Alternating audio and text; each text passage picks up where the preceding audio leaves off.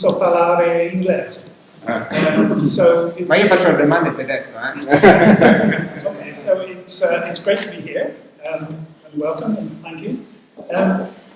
I'm going to talk about one of the main things that happens in metaphysics, which is people arguing about what there is.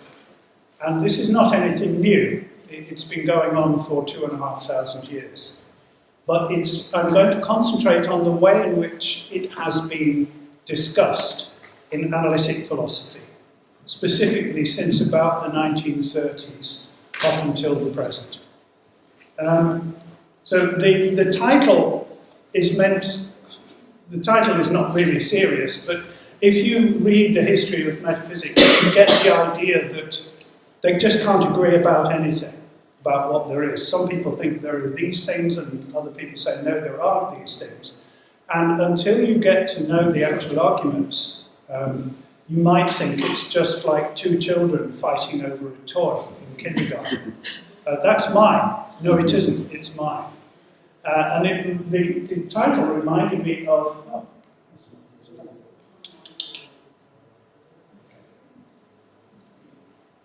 Yes. Seem to skip to the end. If you're very quick, you will see everything, so I don't need to talk. Right. The title, it comes from a traditional English Christmas entertainment called Pantomime, which is originally based on Italian styles. It's now only ever done around Christmas time, and it's mainly for children, because the humour is so basic that adults find it not very funny. The person on the right, this is just a picture of a pantomime. I don't know which one it is, but traditionally the leading man was played by a lady and the leading lady was played by a man. Nowadays they don't do it that way because they think that small children will think that the prince and princess or the boy and the girl are actually gay. So they now do a boy and a girl, as you can see on the left. But the traditional pantomime dame, which is an older lady, is always played by a man. This particular man on the right-hand side with the purple hair and the incredible glasses is probably one of the world's most famous Australian men, called Barry Humphries. The only more famous Australians are probably Nicole Kidman and Olivia Newton-John. Barry Humphries plays a woman called Dame Edna Everage. Has been doing so for about 40 years. And what the hell is going on?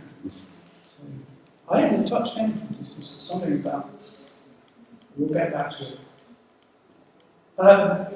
Edna Everage, or Barry Humphries, studied philosophy and other subjects at the University of Melbourne and was at least acquainted with my good friend and former Australian philosopher David Armstrong. And is very funny, I'll give you that. Okay, so now what I'm going to try and convince you is that disagreements in metaphysics are not quite like pantomime. Not quite. They have a little bit of it, but they are actually more serious intellectually. So this is my motto from a fine 20th century metaphysician called Donald Carey Williams, a contemporary Quine at Harvard. The biologist studies living beings, the arithmetician studies numerical beings, the metaphysician studies all beings whatsoever. So I'm going to talk a little bit about metaphysics, give you a list of some of the things that have been argued about, and then I'm going to talk about quantifiers, how they are connected with what's called ontological commitment, how you can do them and should do them without ontological commitment, and if you don't do ontological commitment via quantifiers, how do you do them? The answer is you do it through something I'm going to call truth facilitation. This is a new term, I invented it last week. Seriously. Then talk about different kinds of commitment, positive and negative, and then how you actually make the decisions. And I'm not going to make any decisions today. So, metaphysics, as I understand it, there have been several great metaphysicians such as Wolff, Husserl, Donald Williams and others, who divide metaphysics into two parts, which they call speculative cosmology and analytic ontology. I should talk mainly about analytic ontology. So first philosophy, this is again another quote from Williams, first philosophy, according to the traditional schedule, is analytic ontology. It's in some ways prior to and independent of the other great branch of metaphysics, speculative cosmology. And he says, metaphysics is the thoroughly empirical science. People think of metaphysics as being completely abstract, something you don't need any experience for, you just sit in your armchair and think, like this. And then I remember seeing a cartoon many years ago which showed a philosophy department office and a man sitting there like this. And the head of the department comes in and says, aha, still working hard, eh, Wilkinson. So it's a thoroughly empirical science. Every item of experience must be evidence for or against any hypothesis of speculative cosmology, and every experienced object must be an exemplar and test case for the categories of analytic ontology. So that's roughly how I understand metaphysics. Ontology I don't call analytic ontology, because all good ontology is analytic. It's just ontology, which is the study of the basic concepts and principles applicable to all things and their basic kinds. This is what Aristotle called first philosophy, philosophia prima. The other part is what happens when you leave the philosophy room and go out and investigate how this applies to things in the world. It could be aircraft, or mountains, or fish, or stars, or anything. Right? That's systematic, sorry. Stop that happening. Now, the word ontology is used in several different ways. As I'm using it without an article, it means that part of philosophy, that part of metaphysics. But sometimes people talk about an ontology, a philosophical ontology, and that's a particular philosopher's way of doing ontology or ideas on ontology. Sometimes it's talked about without mentioning the person's name, and sometimes you do mention the person's name. So NN, you could talk about Quine's ontology, or Ingarden's ontology, or Russell's ontology. Well, you can't talk about Russell's ontology because you have to specify a date, because Russell changed his mind every 6 weeks. But you can talk about Russell's ontology in 1924, for example, which is different from Russell's ontology in 1919, quite different. And then there's a new version, a new name for ontology, which has been stolen by computer scientists. And computer scientists call an ontology, or more especially an ontology, which is a database, knowledge base, or artificial intelligence theory, structured collections of terms used for describing objects in a particular domain, which might be, for example, cancer, or aircraft manufacturing, or whatever, genetics. There are all sorts of ontologies. If you look at ontology in Google, you'll find most of it is talking about computer science, not philosophy anymore. We may have to invent a new name.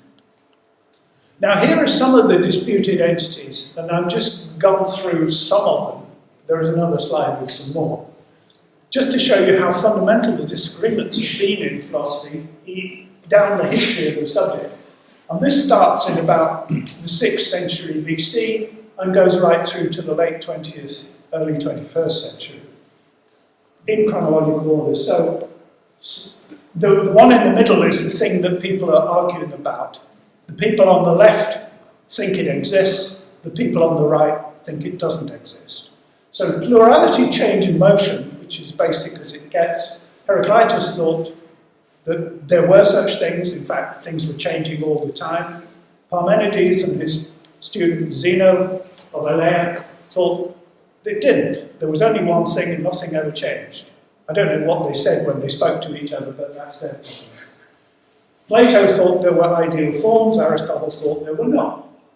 Scotus, the great medieval scholastic philosopher, thought there were what he called universals, or what were called universals, and his near contemporary William of Ockham thought there weren't. Descartes thought that there were souls. His younger contemporary Hobbes thought there were no souls. They were just brains, or minds and bodies. Locke thought that there were things that existed independently of us. He wasn't quite sure what they were, but he thought there were some. Berkeley was sure there were none. Frege thought there were things called abstract meanings, Sinn, and Russell thought there weren't and argued against them. Quine, 20th century philosopher, thought there are things called sets. And another philosopher I'll talk about later, Lesneski, thought there weren't. This is very strange confusion. All right. And Chalmers, David Chalmers, contemporary Australian philosopher, almost as famous as Edna Everett, I think that there are mental qualia which are characters of things we experience which are not themselves physical. And Daniel Dennett, for instance, thinks that there are no such things. And here are some more examples. Armstrong, Australian philosopher, thinks there are laws of nature. Nancy Cartwright, American philosopher, doesn't. Ockham and Hobbes thought we have free will. There is free will. Quite a lot of philosophers don't think there is such a thing as free will. Spinoza, Strawson, Galen Strawson, not his father, and the American psychologist Ginet. Leibniz and Lewis believed in possible worlds, lots of others don't. Some people believe in objective values, Mignon and Moore, others don't, Hare and Blackburn. So we're getting down to people who are alive, like Simon Blackburn. Miracles, the church believes in them. In fact, you can't be a saint unless you have been the cause of at least two, which is why Giovanni Paolo II is now a saint, because there have been two miracles attributed to people invoking his name. No comment. But David Hume argued that there are no such things as miracles. We have absolutely no reason to believe in them. There are some people believe in things like tables, computers, bottles of water, and so on. But there is one philosopher of my acquaintance, Peter van Inwagen, Notre Dame University, who doesn't. He thinks the only composite objects are organisms. So it's all right. We exist according to van Inwagen, but the table doesn't. Most people think that there are past and future events, but some influential and good philosophers believe that there aren't.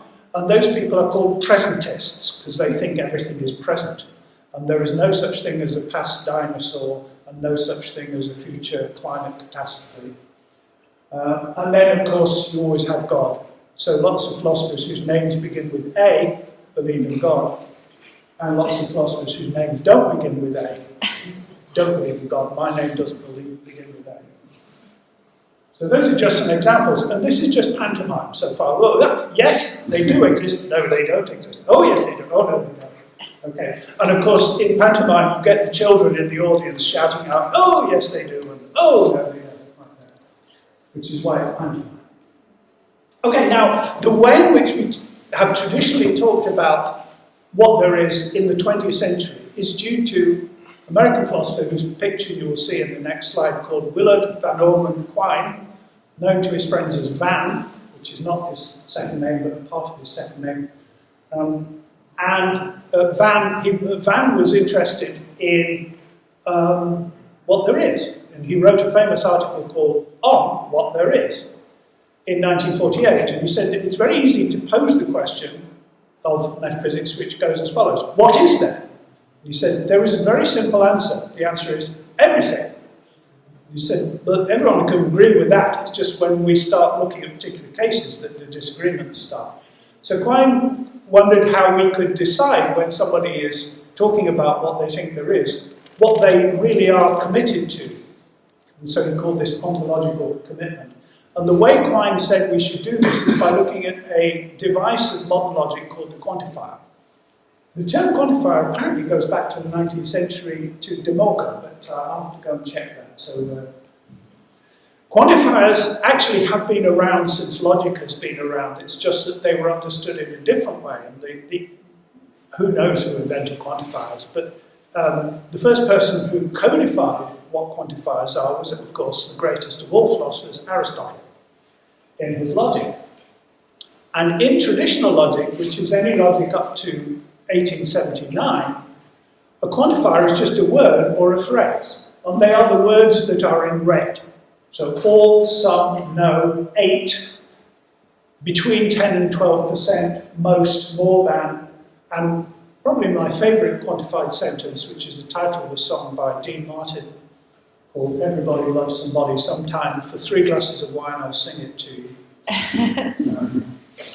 After the glasses of wine. Originally recorded in 1948 by Frank Sinatra, but didn't succeed. I listened to the Sinatra recording the weekend. It's not bad, but Dean Martin is better. Okay, so the reason I put the bottom sentence in is that it involves several quantifiers working together. Everybody loves somebody sometime is different from somebody loves everybody all the time.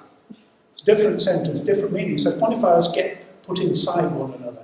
In traditional logic, up to and including the late 19th century, that didn't happen, or hardly ever happened. Whereas in modern logic, it happens all the time, which is why modern quantification is done in a different way. But notice, the traditional quantifiers are just 4: all, some, no, and some not. Or not all. But there are lots more. There are numerically definite ones, there are statistical ones, and there are majoritarian ones, as in the other examples there. They're all quantifiers. They're now called generalized quantifiers. There are lots of things like that. Now, after 1879, when Frege published his first logic book, the Griffschrift, Frege used quantifiers, although he didn't use the expression quantifier, which was in use later by Peirce. You don't just have a word, you have a word or an expression which is connected to a variable. The variable is a letter, as in Aristotle, who invented variables. It's a letter which works together with the quantifier to express a usually quite complex sentence.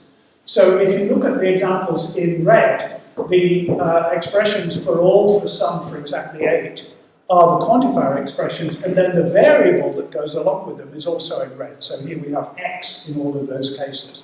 There's a reason why it's x, it's because it's talking about individuals. So those first 3 sentences are the modern equivalents in what's called predicate logic of the first 3 sentences on the previous slide, which were all men are mortal, some dog is black, and exactly 8 US presidents since 1900 were left-handed, including Barack Obama, by the way. And in case you didn't know, Donald Trump is right-handed. Small right-handed, but right-handed. And the last sentence I've just put in for anybody who is a fan of modern mathematics. That is the traditional, i.e. since about 1850, traditional definition of continuity of a function f at the point A. And you'll notice that it contains 3 quantifiers one inside another. So for every epsilon, there exists a delta, and for all x. So epsilon and delta are real numbers, x is also a real number in the case of real number functions there. So what that tells you is 2 things. Firstly, quantifiers can be put inside one another, but secondly, in order to express complex mathematical ideas, you need to do that. You can't do that with the apparatus of pre-1879 logic, which is why Frege, who was a mathematician, invented modern logic. He wanted to be able to formulate that in logical terms. Now, the syntax of quantifiers is fairly straightforward. You have a sentence, and it consists of 2 parts. It has a quantifier prefix consisting of quantifier and variable, like in the examples I gave. And then the rest of the thing is also a sentence. It's called the matrix, sometimes called the scope of the quantifier. And that sentence I've just indicated with a triangle because it can be as complicated as you like. And that's part of the point. It can be very complicated. And because the inside part is a sentence, that too can consist of quantifier and matrix and so on, as often as you want or feel tired about. And what happens is variable reaches inside the sentence to other places in that sentence, like we had before. And that reaching inside is called binding. So it indicates the places in the sentence where the quantifier operates. And that's why it works so efficiently and is such a powerful means of expression. So that's the syntax. The syntax is easy. The semantics or meaning theory of it is not quite so easy. And I'm going to rush through this. If you know it, you'll find it very straightforward. If you don't know it and are finding it difficult, don't worry. I'm just going to take one lesson from it. So what you do is you start with the domain of objects. You can name those objects using names like Julius, Caesar, or Venice, but you don't have to name things in the domain. You can just have variables. And that was a discovery or thought of Quine, that you don't actually need names. Predicates like is bald, is a city, is black are true or false of objects in the domain, and quantifiers are said to range over the domain. The variables, like x and other ones, have what are called values in the domain. The values are just the objects in the domain. But that's what the terminology, it says the variables take values in the domain. Because the variables don't actually name any particular object, they, as it were, apply to all the objects in the domain equally. So they vary or take values in the domain. If you have different kinds of variables, you might have different kinds of domains. And I'll talk a little bit about that later. For example, if you have variables which bind sentence variables, P, Q, R, etc., doesn't always happen in modern logic, but you can do it, then the values of those variables aren't individual objects like this table or this room. They are things like truth values, true and false, or they might sometimes, according to some people, be propositions. There are disputes about what values the variables have if they are not individual variables. So it turns out there are lots of ways to do the semantics. This is the standard way, and it goes. The standard way is due to Alfred Tarski from 1931, 1933, when he gave the first modern theory of truth. But there are lots of ways to do it, that's just one way. So now, what is ontological commitment? Well, ontological commitment is what happens when a theory commits you to the existence of certain things. So a theory is just a set of sentences, and we say the theory is ontologically committed to certain entities if they cannot, the sentences in that theory cannot all be true unless those objects exist. That's a completely neutral way of saying what ontological commitment is. It doesn't commit you to any theory about how ontological commitment works. So E may be special objects like Her Majesty the Queen, or they might be general kinds of objects like, for instance, the kings and queens of Poland, or the people now in Venice, however many million there are walking down that street. And I'm going to give one very straightforward example, which is easy to understand. Monotheism has one basic sentence. There is exactly one God. That's why it's an easy religion to understand.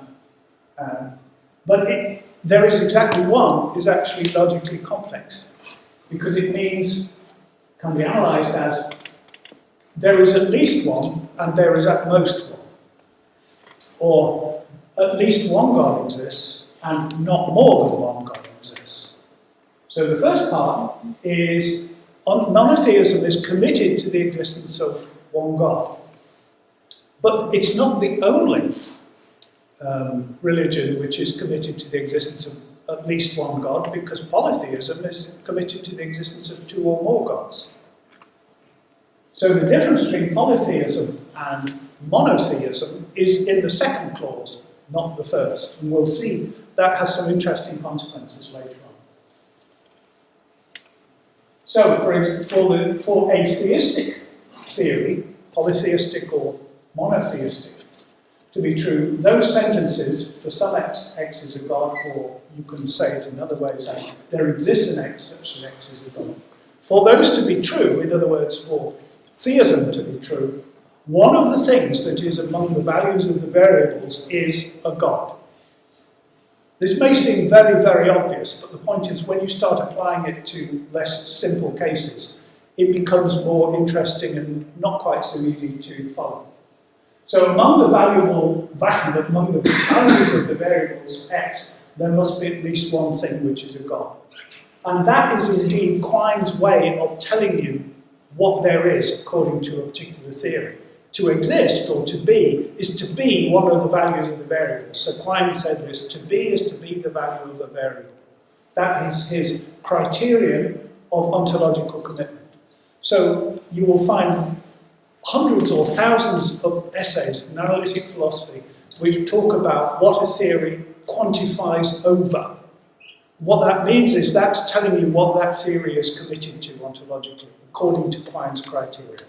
And Quine's criterion was and still is, since 1948 or so, the standard way in which ontological commitment of a given sentence or theory or belief or view is measured or decided. So there is the man himself. He lived to be quite old. I saw him about a year before he died, when he actually said two of his most famous sentences in one talk, namely, to be is to be the value of the variable, and the other one there, no entity without identity. There were 3,000 people in the audience in Boston, and when he said each of those sentences, there was a massive round of applause. It was like being at the Oscars. And everyone knew it was his last appearance, because he could hardly see by then. I've got some Boston. Come back, Willard. So the thing about Quine's criterion is it doesn't tell you what to believe, it tells you what someone effectively believes in if they have certain beliefs. It doesn't tell you how to decide what to believe in. And Quine's own views are very, very idiosyncratic or strange. He thought that you shouldn't bind variables which are not individual variables, because then you are committed to weird objects called properties or propositions, which he thought had no proper conditions of identity. And he thought in order for you to be able to legitimately quantify over something, it should have clear identity conditions. So he didn't believe in possible objects, he didn't believe in propositions, he didn't believe in properties or relations. The only things he believed in were individuals. So he thought you should confine your logic to the logic which only quantifies over individuals, which is called first-order logic. But in order for that logic to be strong enough or powerful enough to do everything you want, some of the individuals have to be strange. They have to be abstract entities called sets. Quine, I think, initially wanted to see if he could get away with just ordinary things like you, me, and the table and the room. But he decided you couldn't do that. So he tried to be anomalous and worked out that he couldn't. And his argument was, look, we need science. We need mathematics to do science. In mathematics, we quantify over abstract objects. Therefore, we need abstract objects. But what abstract objects have the best identity conditions? Answer, sets. So we need sets. So we need not only concrete objects, but also abstract objects like sets. Later in life, about 1976, he even decided we don't need concrete objects because they are just a certain kind of set. So you, me, and the table are in fact very complicated sets, according to Quine. You may think this is crazy, so do I. So, although initially reluctantly, Quine was a Platonist, he believed in abstract objects. And he believed that so-called concrete objects are just very complicated abstract objects, in the end of his life.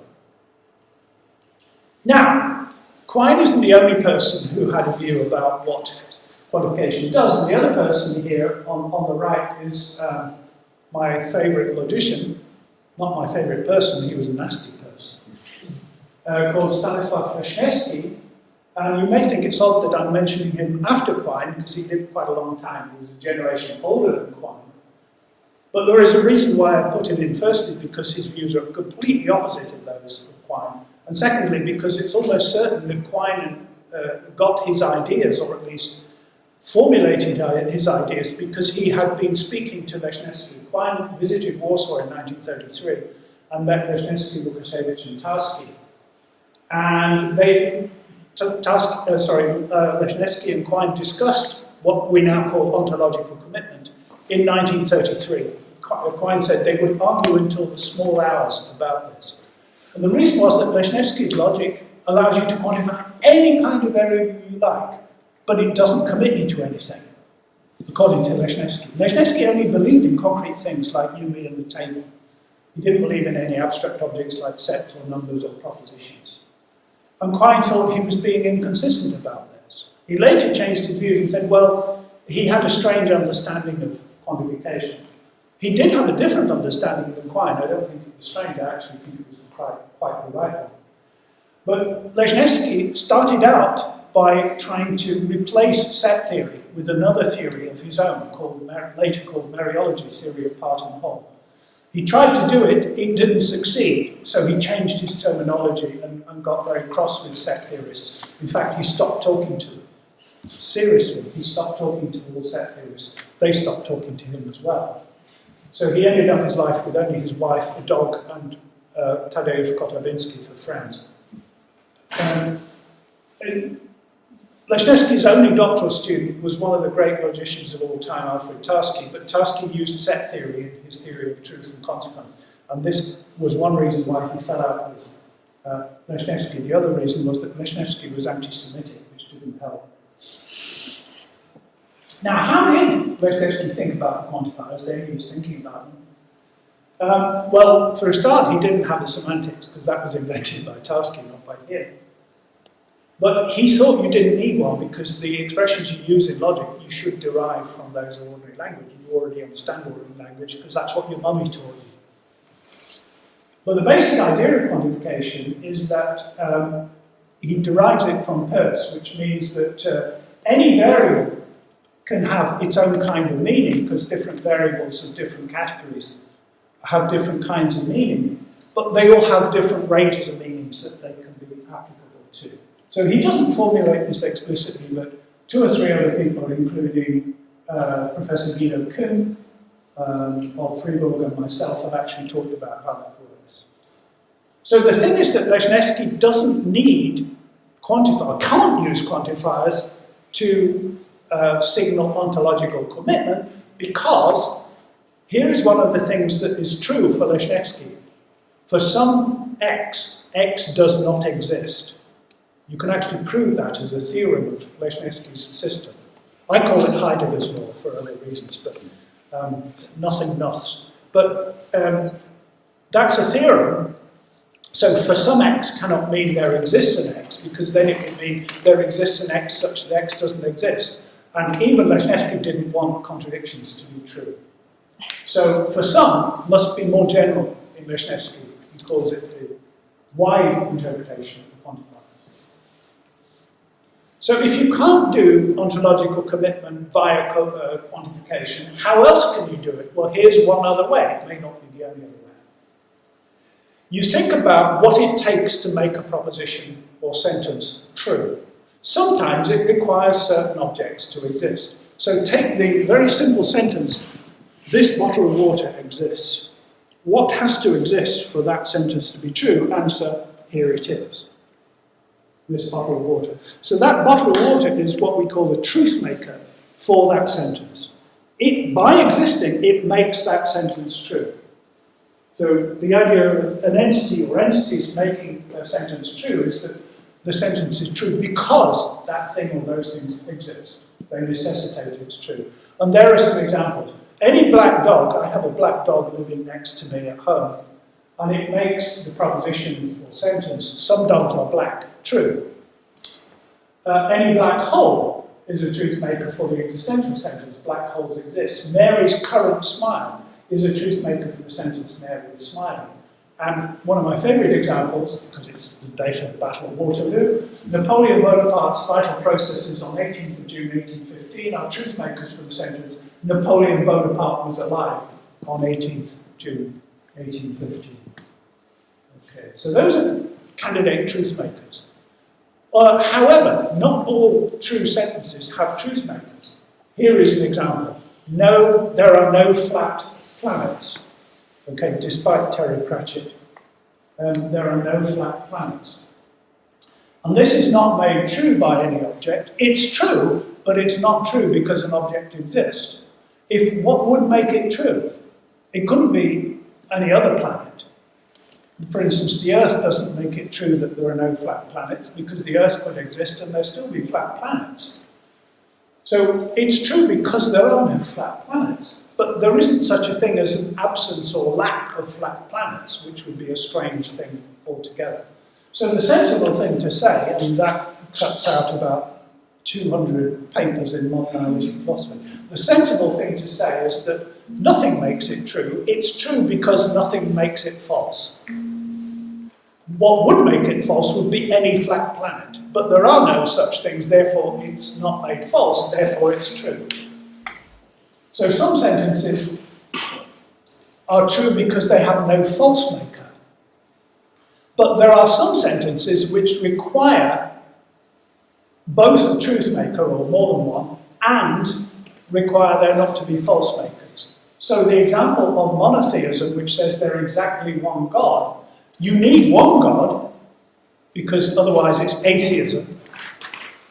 But there cannot be more than one. Now, if there cannot be more than one, that's a negative sentence. It means there are not two or more. So it needs one God to make it true, but it's also true because there is nothing making it false that there's more than one. Sorry, nothing making it false that there is not more than one. So it's true. The second part is true by default. Remember, the definition of monotheism had two clauses. There exists at least one God, which requires a truth maker, but does not exist two or more gods, which is true by default if there isn't a false maker. So monotheism is a complex religion. That's why it took a long time for it to arise in human culture. So if you are committed ontologically, it's not just what you are committed to that matters, it's what you're committed against. You cannot identify a metaphysical thesis just by saying what someone believes in. You have to also say what they don't believe in. That's what I call the negative side of the coin. Sorry, back. So it's committed to those things that must exist for it to be true, what I call its truth facilitators, but also committed against anything that would make it false. So here is monotheism. It's committed to one God and against any other gods. So, and this is formulated in the traditional monotheistic religions. In Judaism, in the Old Testament, the first commandment is, thou shalt have no other gods before me, you Israelites. And in Islam, it's the first pillar of Islam, which is, there is no God but God. And the words God and God are different in Arabic. You've got illah, which is for God, any old God, and you have Allah, which is the one true God. I can't do Arabic, but those are the differences. I would love to be able to say that in Arabic. Even better to sing it. That would be great. I'd have a spare time job as a Wesley. Yeah. Allah! Like that. I haven't done it in Christianity because there isn't such a neat case in Christianity because of the Trinity. It's a little bit complicated there. So, now, here are two philosophical examples which are a little more complicated. I mentioned that Quine thought that the only things that exist are sets. So he's ontologically committed to sets, but he's ontologically also committed against everything else. And there is a modern view, which is held by at least two people, famous philosophers, according to which there are no complex objects at all. Remember, Van Inwagen thought there are no inorganic complex objects, like tables and houses and mountains. But even more extreme is the view that there are no complex objects at all. So according to this view, you and I don't exist either, because we are not complex. Unless you believe in souls, I suppose, which of course is a traditional view. So they are committed to atoms, which are things without parts, and against anything which is composed of two or more atoms. Personally, I think that they should be psychologically tested, but that's another story. Now, this kind of dispute, actually, what there is, what there isn't, as I pointed out, is old. But even the terms in which we express it using truthmaking, which is a late 20th century term invented by me and Charlie Martin, was going on in Oxford in the 1320s. There were two contemporaries in Oxford, two Franciscan monks. One was called William of Ockham, whom you've almost certainly heard of, who thought we shouldn't be committed to anything more than we need to be committed to a position called Occam's razor.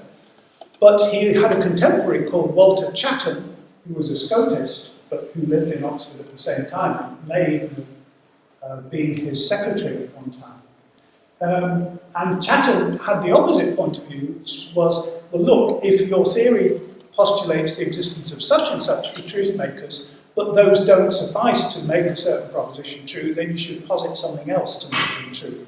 And that's now called Chatham's anti-razor. So you've got two philosophers both talking about truth-making, one saying, don't have more truth makers than you need, and the other one saying, have as many truth makers as you need, both of which are in fact compatible. What they disagree with is whether there are other ways in which propositions can get their truth value or change their truth value. And Occam thought it could happen because of the passage of time. So, for instance, you could say, well, here is one thing that doesn't seem to involve any movement or obviously any movement. Today is Thursday. If you'd said that yesterday, you would have been wrong, and if you say it tomorrow, you would be wrong. But today, when you say it, it's right, and it's right because time has passed between Wednesday and will eventually pass on to Friday. And Chatham only thinks that things can be true or false because of what there is. So that kind of dispute has been going on, and the word verified in medieval Latin means the same thing as we mean by made true in modern, less Latin philosophy. Now, the next question is, how do we decide what to be committed to and what not? And the answer is, there is no single method. It depends on the case in point. Each dispute is different. There are lots and lots of disputes. There is the theology dispute, does God exist or not? There is the universals dispute, do universals present in more than one thing exist or not? There is the abstract objects dispute, do abstract objects exist or not? Do numbers exist? Do sets exist? Do persons exist? Do states exist? You can go on and on and on. In fact, that's what ontology is all about. What is there? Are there these things? Are there viruses? Did God create the universe? And so on and so on. So how do we decide? And the answer is it varies from one case to case, but there are different kinds of case, and I've just listed the ones that I think are the most frequently occurring. Firstly, if you can prove a theory is inconsistent, well, congratulations. That's the only a priori way to prove that certain things don't exist. So if you can prove that it's inconsistent to believe in time travel, then you have proved that there is no such thing as time travel. Now, the people who think that time travel is possible think you can't prove it's inconsistent, whereas those people who think it gives rise to paradoxes think you can prove it's inconsistent. I'm not going to adjudicate that, I'm just going to say they think they're arguing a priori. And if the people who are against time travel have proved inconsistencies or can do, then there can be no such thing as time travel. And just when I think you can prove it, then some physicist gets up and says, well, actually, it's possible. But you don't always want to believe what physicists say. I think physicists are much less empirical than metaphysicians these days. That's another story.